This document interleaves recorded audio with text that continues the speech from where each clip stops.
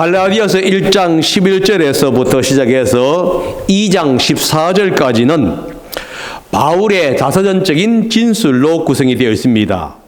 자서전적 진술이라는 게 뭐냐 하면은 자기의 인생, 자기가 걸어온 인생에 대해서 이렇게 기록한 것이다 하는 겁니다. 오늘 본문 1장 11절에서 17절은 이 자서전적인 진술의 한 일부분입니다. 이 본문에서 바울은 복음이 사람에게서 나온 것이 아니라 예수 그리스도로부터 왔다고 진술합니다. 우리가 믿고 전하는 복음은 사람에 의해서 만들어진 것이 아닙니다. 예수 그리스도를 통해서 하나님께서 주신 은혜의 계시입니다. 그러므로 우리는 이 계시의 복음을 믿지 않는 사람에게 전해야 합니다. 바울이 구원받고 사도로 사명받은 목적이 복음을 이방인에게 전하기 위해서입니다. 마찬가지로 우리도 구원받고 이 땅에서 살아가는 목적이 있다고 한다면 그것은 복음을 믿지 않는 사람들에게 전하기 위해서예요. 이 놀라운 사실을 우리가 기억하면서 주님이 주신 복음을 전파하는 데 한 부분을 감당해야 할 겁니다.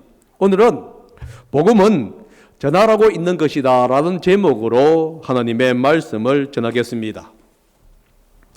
바울은 성도들에게 내가 너희들에게 알려줄 것이 있다 라고 말을 합니다. 오늘 1장 11절 전반부에 보면은 형제 자매 여러분 내가 여러분에게 밝혀드립니다 라고 말합니다. 무엇을 밝혀드린다는 얘기죠?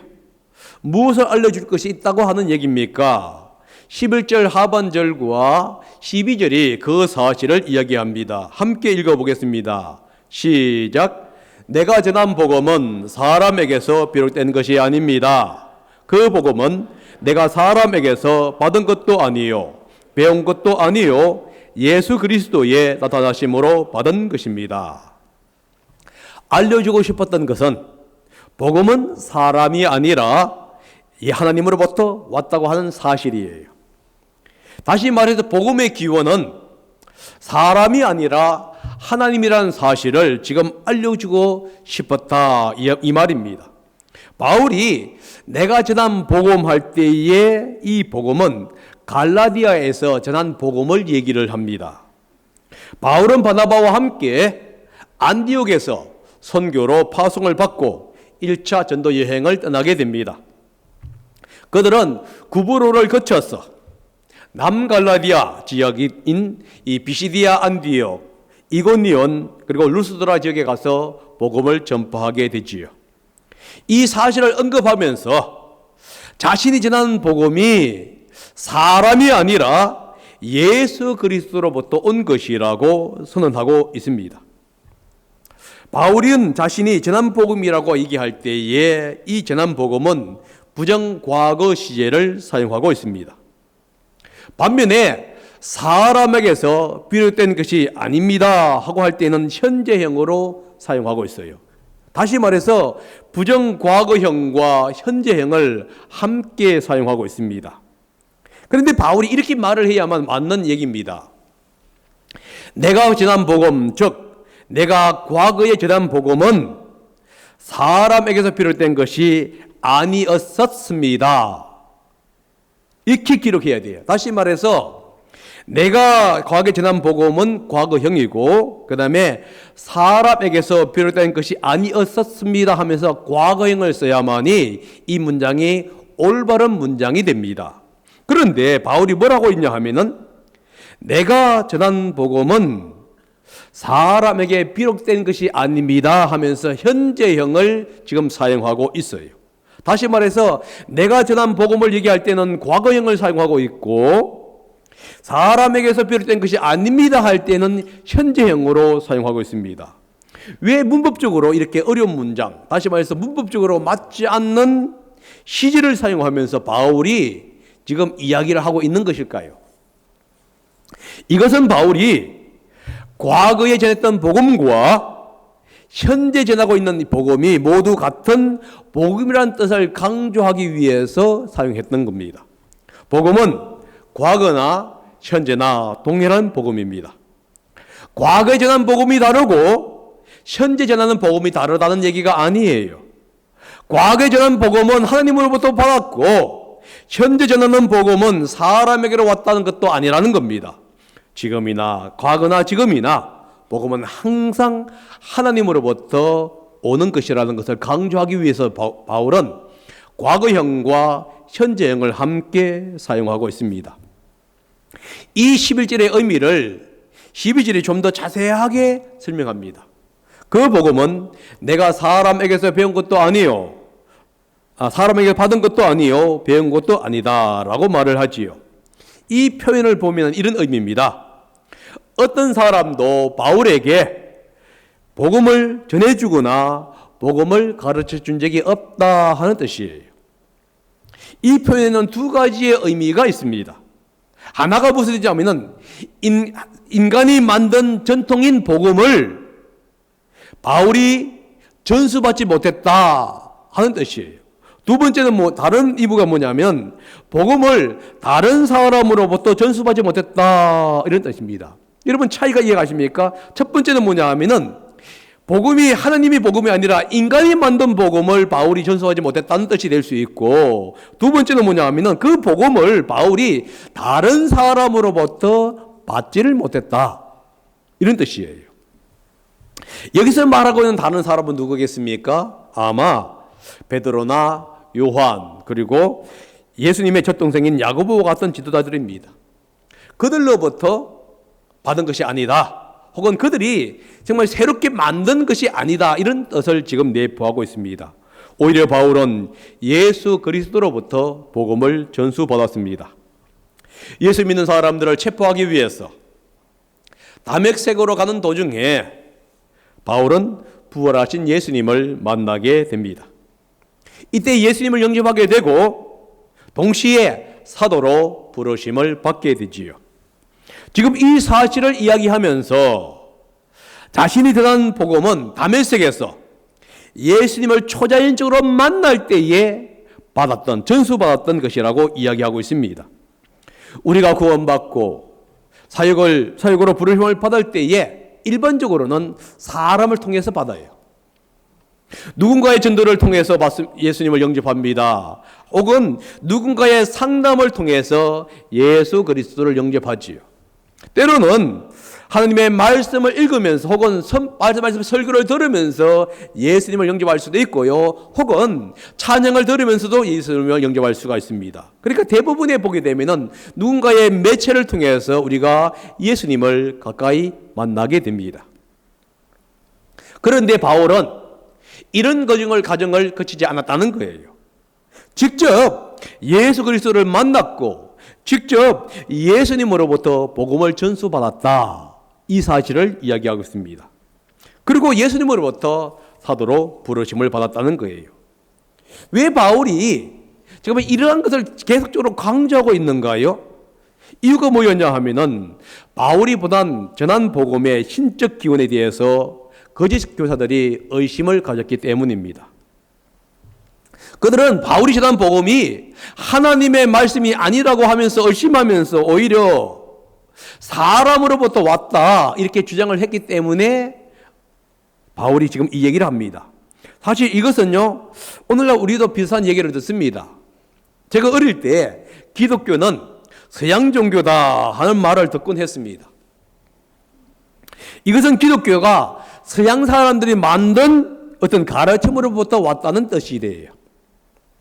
이렇게 주장하는 이면에서는 무슨 뜻이 있냐 하면은 복음이 하나님으로부터 온 것이 아니고 서양 종교로 왔기 때문에 동양 사람인 우리가 왜 하나님을 믿어야 하느냐, 교회에 다녀야 하느냐 하는 의미가 내포되어 있는 것이에요.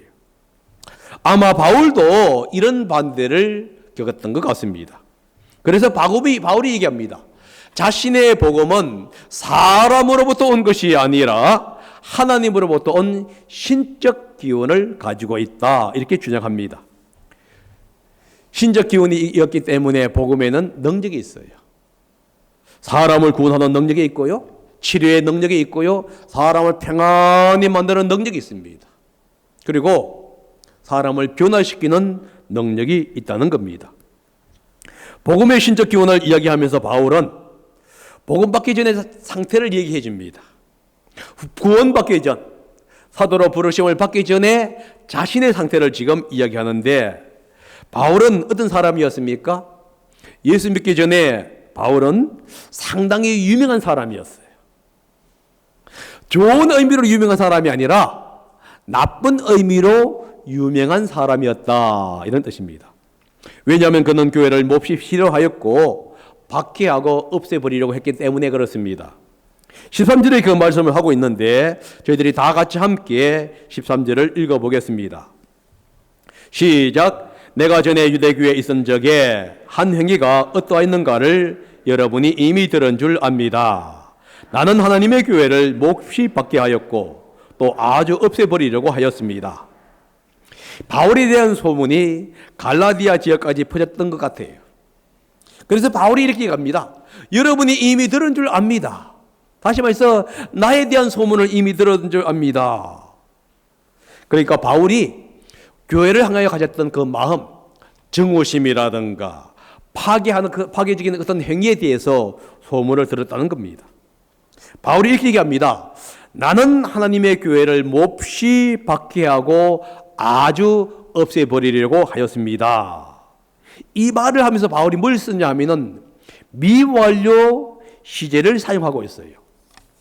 미완료 시제라는 게 무슨 뜻이냐 하면은 완료되지 않은 것, 다시 말해서 한 번으로 끝나지 않았던 행동이나 상태를 이야기할 때에 미완료 시제를 얘기합니다. 이것은 과거에 우연히 젊은이의 혈기로 한 번을 했다는 뜻이 아닙니다. 과거에 바울이 계속 교회를 핍박하고 있었다는 것을 지금 얘기해 주고 있는 얘기예요. 다시 말해서 교회가 지상에서 사라질 때까지 계속 핍박하고 잔해했다고 하는 그 내용이 지금 바울이 자기 스스로가 표현하고 있는 겁니다. 아마 초대교회의 입장에서 바울은 지긋지긋한 사람이었을 것 같아요. 교회의 작은 꼬투리라도 잡게 되면 이것을 핑계로 끊임없이 핍박하고 괴롭혔습니다. 잘못이 없으면 이것저것 갖다 붙이고 만들어 가지고서도 괴롭혔어요. 아침부터 저녁까지 하루뿐만이 아니라 몇 날, 몇 달, 몇 년 동안 계속 그렇게 했습니다. 그래서 교회를 핍박하기 위해서라고 한다면은 어떤 수단과 방법을 가리지를 않았습니다. 그래서 그리스도인에게서 바울은 악명 높은 사람이었어요. 디모데전서에서 바울은 자신을 이렇게 얘기합니다. 회방하는 자요, 박해하는 자요, 폭행자였다, 이렇게 고백하고요. 죄수 중에 계속 곧 우두머니였다, 이렇게 지금 바울이 자신을 부릅니다. 이 용어를 보면서 우리가 뭘 느끼냐 하면 바울의 존재의 목적이 있었다고 한다면 그것은 교회를 박해하는 것이요, 교회를 멸하는 것이었다고 해도 과언이 아니었다 하는 것을 우리는 알 수 있습니다.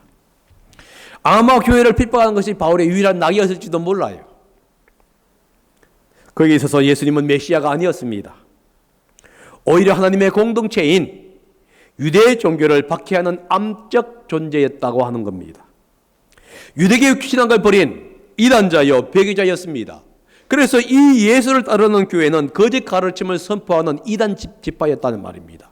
이단 종파였어요. 여러분, 이렇게 이단 종파였던 교회를 핍박하는 것은 당연합니다. 그런데 바울이 왜 이렇게 이를 악물면서 교회를 핍박했냐 하면은 그 이유에 대해서 설명하고 있는데 그것은 그의 종교적인 열심 때문이었어요. 14절입니다. 한번 다 같이 읽어봅니다. 시작. 나는 내 동족 가운데 나와 나이가 같은 또래의 많은 사람보다 유대교 신앙에 앞서 있었으며 내 조상들의 전통을 지키는 일에도 훨씬 더 열성이었습니다. 유대교에 대한 바울의 신앙은 절대적이었습니다. 그는 자신의 민족 중에서 유대교의 가장 열성적인 인물 중에 하나였고요. 자기의 또래 사람들 중에서도 유대교에서 가장 열정적인 사람이었어요. 그는 머리도 있었고 배경도 있었습니다.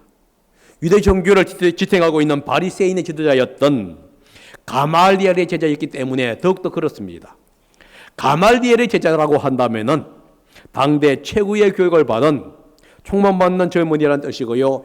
엘리트였다고 하는 의미가 포함되어 있습니다.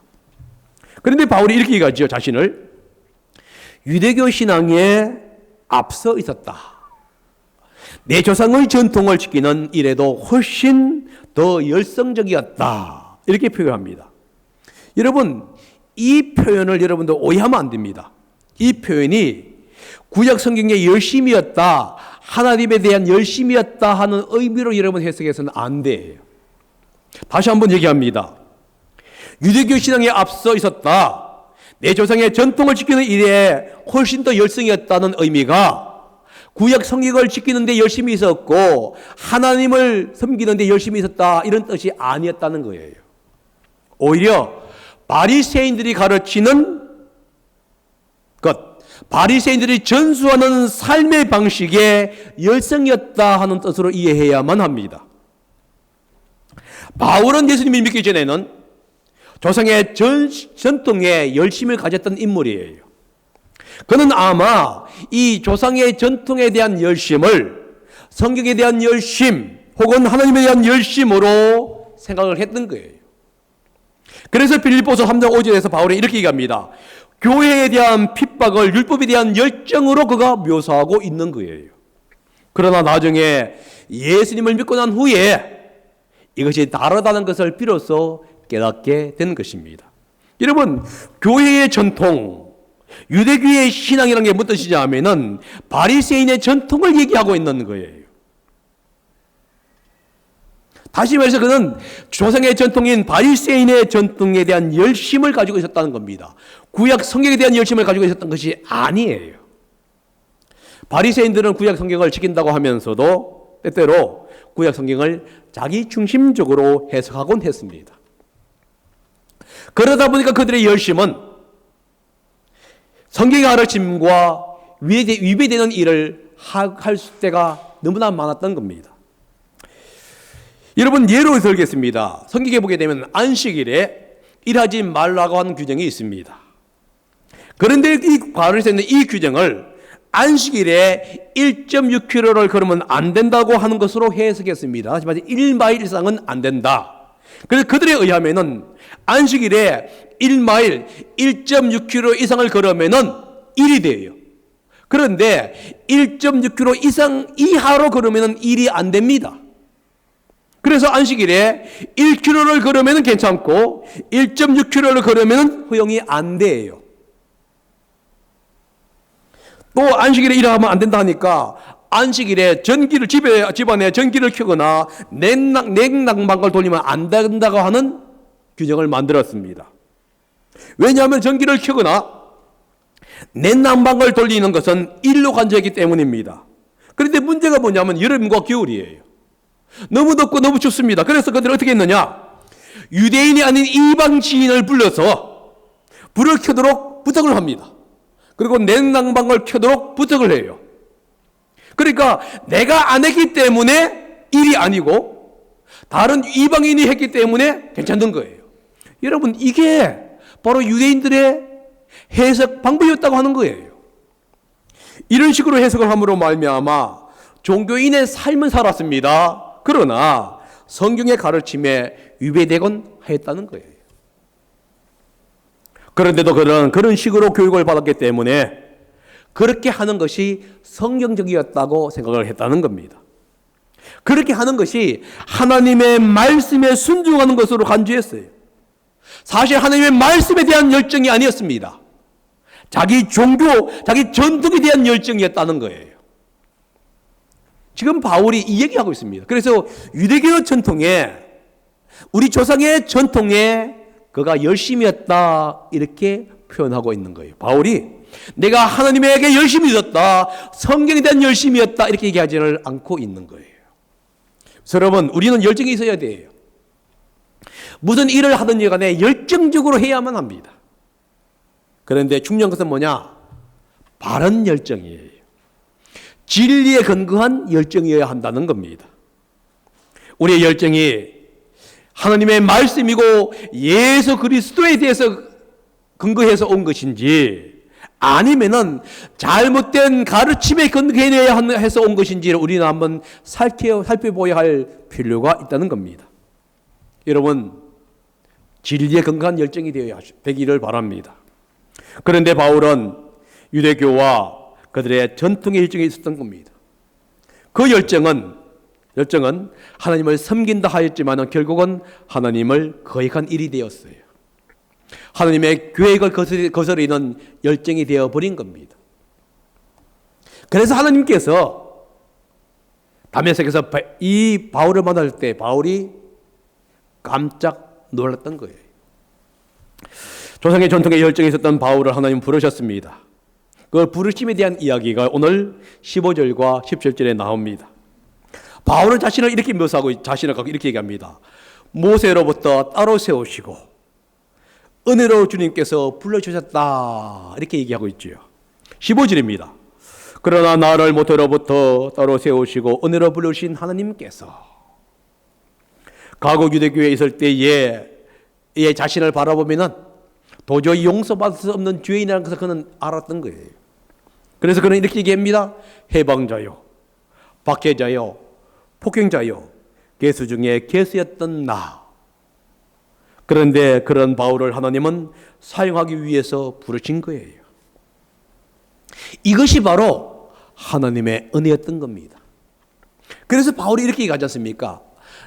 나를 은혜로 부르신 그 하나님께서, 이렇게 얘기하고 있는 거예요. 여러분, 나를 모태로부터 세웠다, 따로 세웠다 하는 표현은 뭐냐면 사도적인 소명에 대한 표현입니다. 구약 선지자 예레미야나 이사야서에서 나오는 여호와의 종은 자신의 소명을 이야기할 때에 하나님께서 모태로부터 자신을 불렸다라고 고백을 했습니다. 예레미야서 보게 되면 이렇게 얘기하고 있습니다. 1장 5절입니다. 한번 다 같이 읽어봅니다. 예레미야서 1장 5절 시작. 내가 너를 모태에서 짓기도 전에 너를 선택하고 내가 태어나기도 전에 너를 거룩하게 구별해서 뭇 백성에게 보낼 예언자로 세웠다. 지금 이 예레미야가 그렇게 하죠. 모태로부터 자기를 선택했다. 무엇으로요? 선지자로. 그런데 여호와의 종도 이사야서 똑같은 얘기를 합니다. 이사야서 49장 1절입니다. 시작. 내가 너를 모태에서 짓기도 전에 너를 선택하고 내가 태어나기도 전에 너를 거룩하게 구별해서 뭇 민족에게 보낼 예언자로 세웠다. 똑같은 얘기죠. 지금 바울이 유사한 표현을 사용하면서 하나님께서 자신을 사도로 불렀다고 고백하고 있는 것이에요.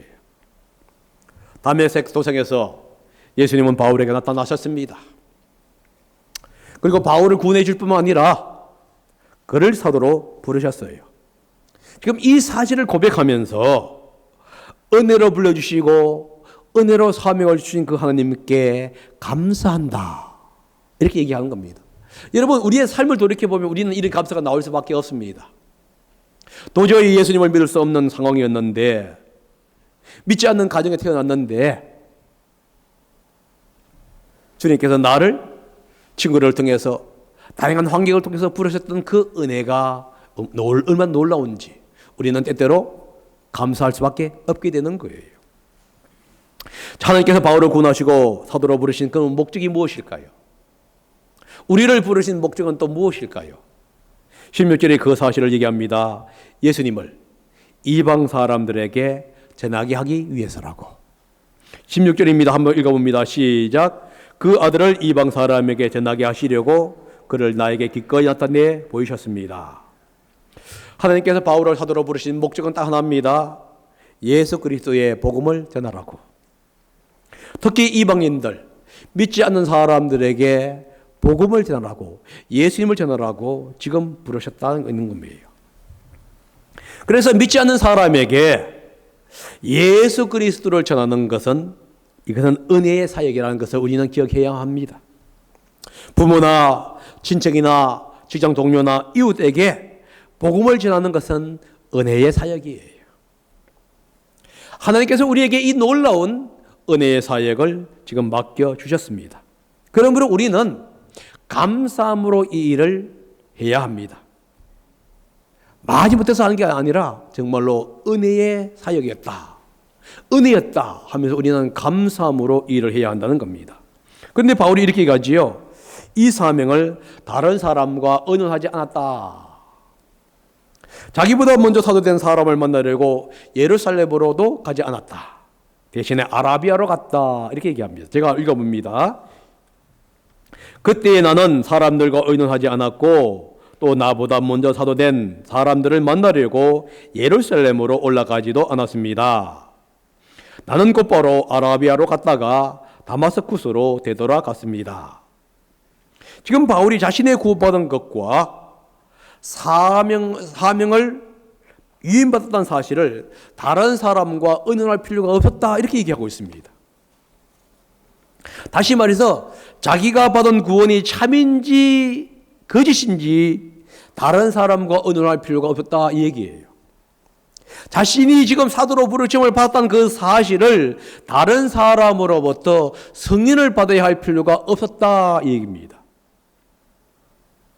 왜냐하면 구원과 사명은 예수 그리스도 통해서 이루어지기 때문에 그렇습니다. 이 구절이 사도행전의 이야기와 차이가 있다는 사실을 여러분 아시는가요?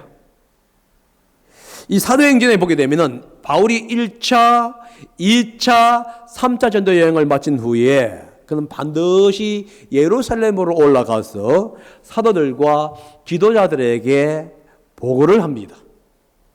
그는 곧바로 안디옥으로 갈 수가 있었는데도 불구하고 꼭 그는 예루살렘으로 가서 보고한 후에 안디옥으로 갑니다. 그런데 오늘 본문에 보면은 예루살렘으로 올라가서 의논할 필요가 없었다, 이렇게 얘기합니다.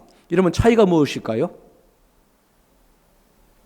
왜 사도행전에서는 1차, 2차, 3차 전도 여행을 마친 후에 반드시 예루살렘에 올라가서 사도들과 지도자들에게 보고한 후에 안디옥으로 갔는데 오늘 본문에서는 얘기하기를 예루살렘으로 올라가서 이런 지도자들과 사도들에게 의논할 필요가 없었다, 그래서 안 갔다, 이렇게 얘기하고 있냐는 겁니다. 갈라디아서는 바울이 받은 복음의 계시가 참인지 거짓인지 예루살렘 지도자들에게 물어볼 필요가 없었다, 이런 뜻이에요.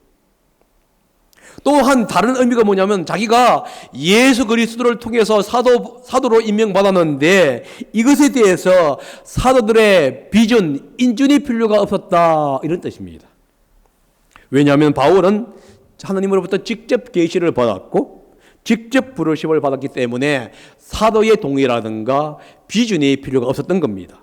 그런데 사도행전에서는 바울이 1차, 2차, 3차 전도 여행을 한 후에 예루살렘으로 올라가서 지도자들에게 보고한 이유가 뭐냐? 선교의 협력 때문이에요.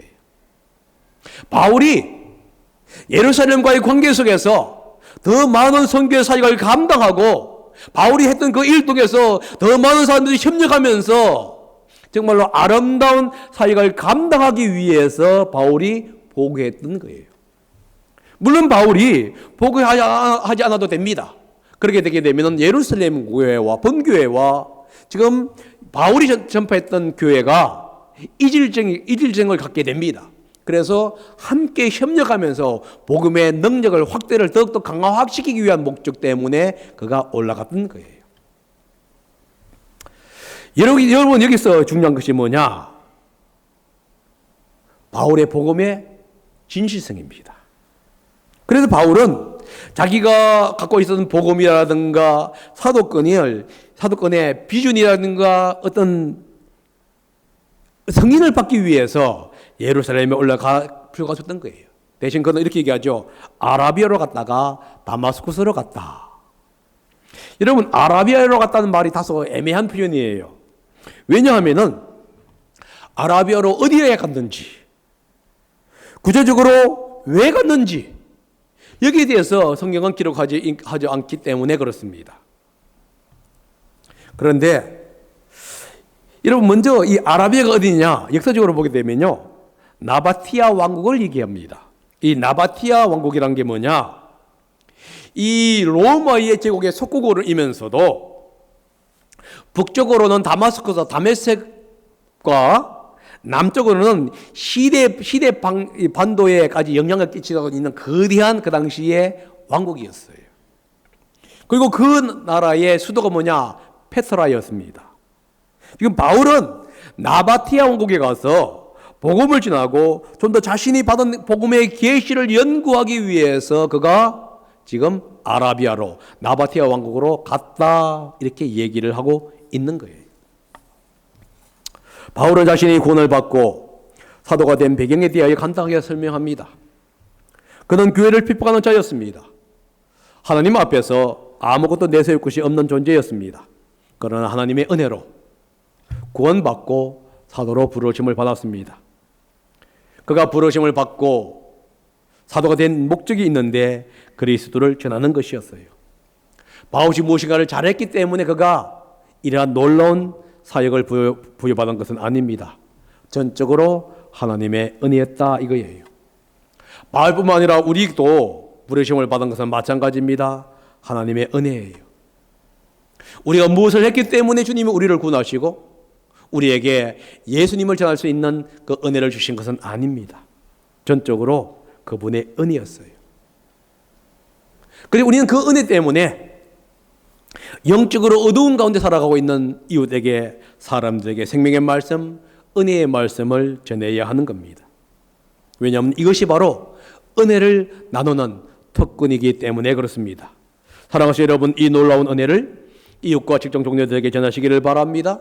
친구들에게 전하시기를 바랍니다. 가족들에게 전하시기를 바랍니다. 그래서 우리가 하나님의 은혜를 전하는 제가 되고 우리 교회가 되기를 예수님의 이름으로 축복합니다. 기도하겠습니다.